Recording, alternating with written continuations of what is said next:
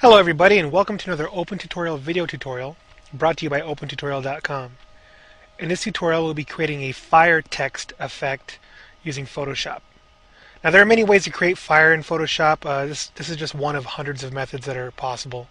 I do like this effect though in this method because it does create a fairly realistic looking fire. So here we go. Go to File, New to create a new photo.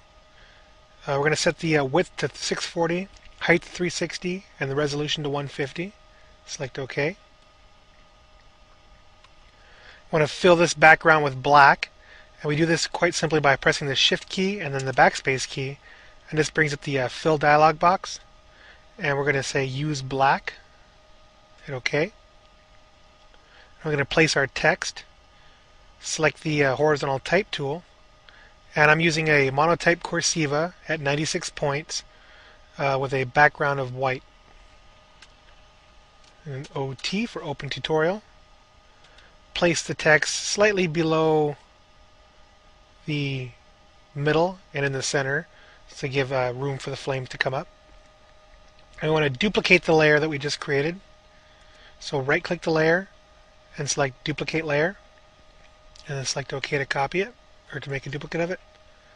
I want to turn off the visibility of that layer we just created, and then add a layer style to the OT layer. So double click it to bring up the layer style dialog box. And under the blending options under advanced blending, we want to set the fill opacity to 0. We want to give it an outer glow, and we want to set the color of the outer glow. Set its hexadecimal value here to FFB017, and then select OK. And we're going to want to set its size to 4 pixels, and then we want to give an inner glow. We're going to set that inner glow's opacity to 100% and give it a color of hexadecimal FF9C00, and select OK.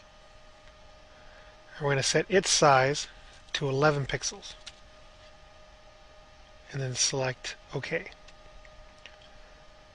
Now we go ahead and turn on our copy layer.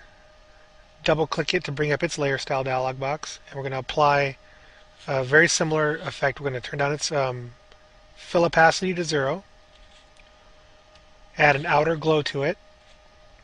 Set its opacity to 100%. No, I'm sorry. Leave that at 75. Change its color to FF4E00. Select OK.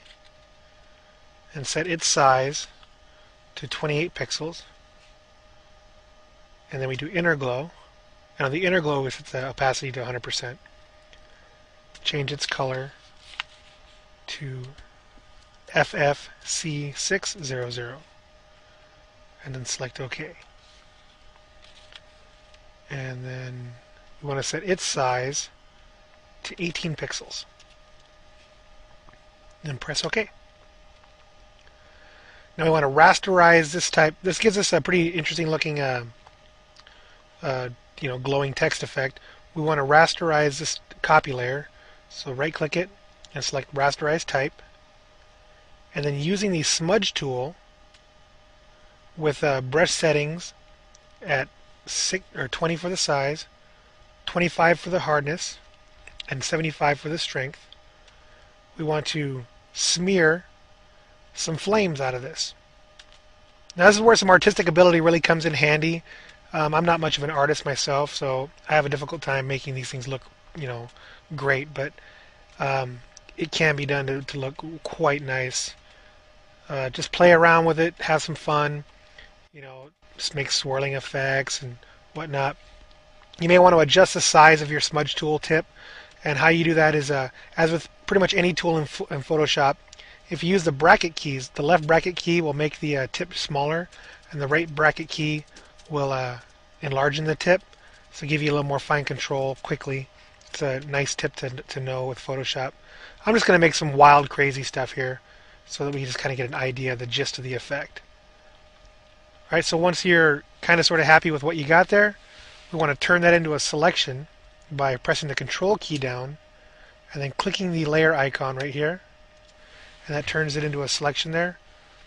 We want to select the inverse of that, so we go under Select, Inverse, and then press the Delete key.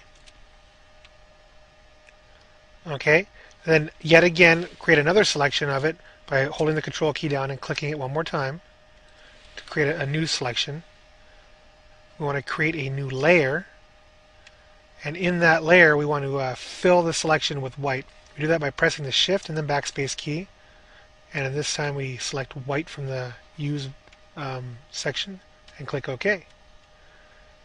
Then we want to set the blend mode of this layer right here to overlay, and then press Control D to deselect all, and that gives you your fire effect with Photoshop. You get some pretty realistic looking flames with it. Like I said, it kind of depends on your artistic ability and just playing around with it and have some fun. I just did this real fast. But there you have it, Photoshop fiery text. And you can also apply this to other things as well. You don't necessarily have to do it with text. What I've done is, if you notice in the beginning of this video, I did a whole bunch of these. I set up a Photoshop action to do this. I'll show you how I did that. I'll close this. And then here's our text that I did earlier with just the OT layer. I set up an action where I recorded, I put in this one little thing called fire text, a fire text setup, which applies all the steps that we did previously up until the point where we do the smudging. So I hit play to play that, and it automatically creates the copies of the layers and sets up the thing. So then you go in with your smudge tool and smudge it around to create your flames. And then I made a finish, fire text finish action to hit play, and it just automatically does all those steps that we did previously. It saves a ton of time. Photoshop actions are fantastic. But anyways, for more tutorials, please check out opentutorial.com. We've got more tutorials going up every day. Open Tutorial is a wiki, just like Wikipedia, so you can go ahead and add to the tutorials that are up there, make any additions to existing tutorials, make them better, and just you can even request tutorials if you want to learn something and you're not really sure how to do it, but you can post a how-to, or you can post a request for a tutorial in there. So please, by all means, check it out, and feel free to leave some comments here, and good or bad, they're all appreciated. Now, I try to make these video tutorials rather brief, so if you want more detailed explanation on how to do this, by all means visit www.opentutorial.com and check out the URL that's listed here so that you can see more detailed written instructions on how to complete this tutorial. Thank you very much and have a great day.